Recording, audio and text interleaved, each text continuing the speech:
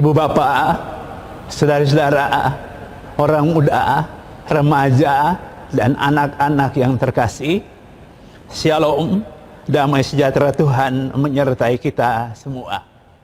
Hari ini, Rabu 8 Juli 2020 adalah Rabu Pekan Biasa ke-14.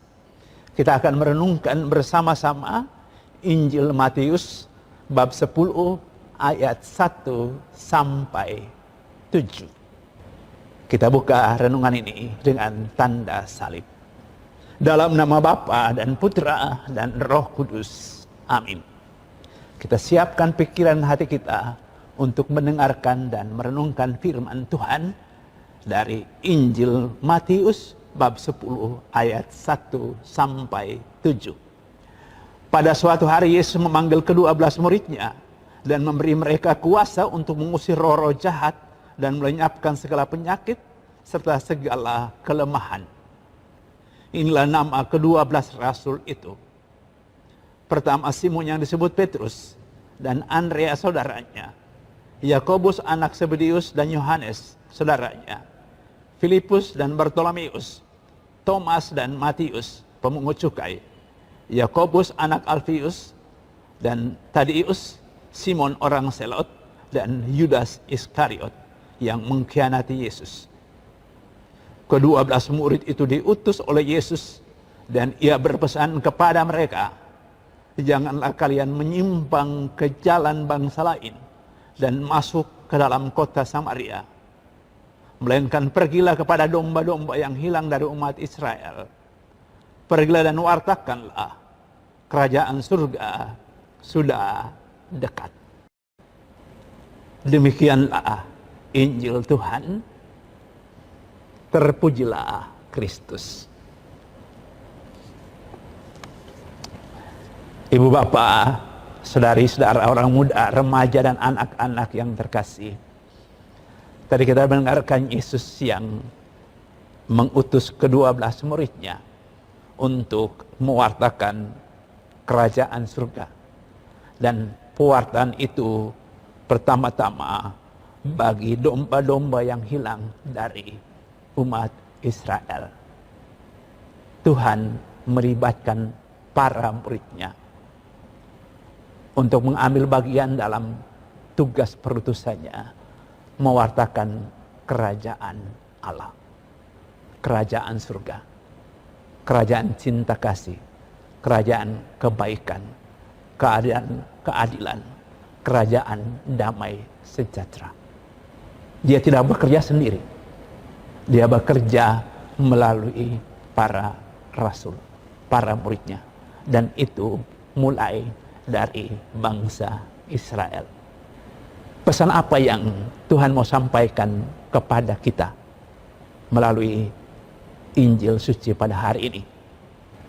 Semangat dasarnya adalah Tuhan tidak bekerja sendiri, tapi Dia ingin melibatkan para muridnya dalam mewartakan kerajaan surga, kerajaan Allah sebagai kerajaan cinta kasih, keadilan, damai sejahtera.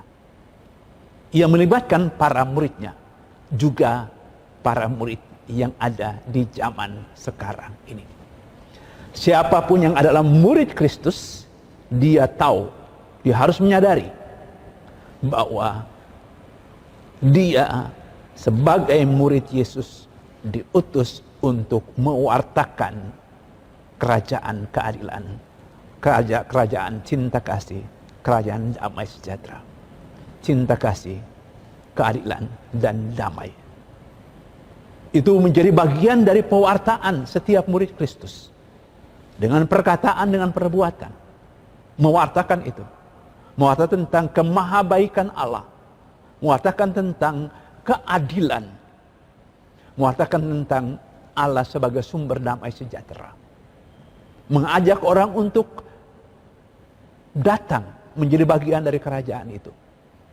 Itu tanggung jawab semua saja yang adalah murid-murid Kristus. Semua yang sudah dibaptis dalam nama Bapa, Putra, dan Roh Kudus.